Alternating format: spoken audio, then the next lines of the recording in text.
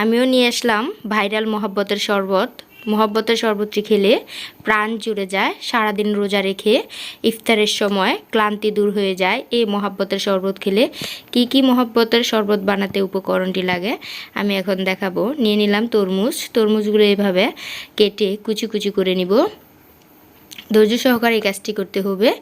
এভাবে কেটে কেটে ভালো করে সবগুলো এভাবে কুচি কুচি করে কেটে নিব। আমি নিয়ে নিব একটি বলের মধ্যে এখন আমি দিয়ে দিব ঠান্ডা প্যাকেটের দুধ। এভাবে ঢেলে দিব। দিয়ে দিব কনডেন্স মিল্ক, দিয়ে দিব সাবুদানাগুলো আগে আমি সিদ্ধ করে নিয়েছি। এখন দিয়ে দিব আবার কনডেন্স মিল্কগুলো দিয়ে দিব এইসব জলের বুশি। আপনারা চাইলে তোমকাও দিতে পারেন। দিয়ে দিব এখন, তাহলে আরও অনেক ফ্লেভার আসবে কনডেন্স মিল্কটা দিলে।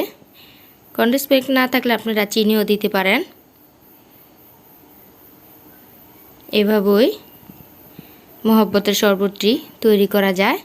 দিয়ে দিলাম আমি ডালিমের রস। দিয়ে দিব এখন তরমুজগুলো, কুচি কুচি তরমুজগুলো। ডালিমের রস দিলে কালারটা অনেক সুন্দর হয়। দিয়ে দিব এখন আমি বরফের টুকরো, তাহলে ঠান্ডা ঠান্ডা অনেক ভালো লাগবে খেতে। মহব্বতের শরবত দেখতে যেমন সুন্দর, নামটা যেমন সুন্দর, খেতেও অসাধারণ।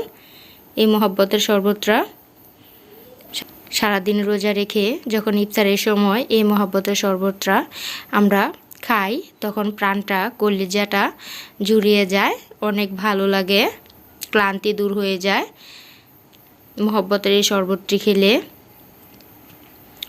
মহব্বতের শরবতটি একটি অসাধারণ একটি শরবত, দেখতে যেমন সুন্দর, খেতে অসাধারণ।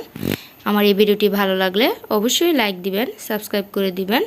এখন আমার পরিবেশনের পালা। আল্লাহ হাফেজ।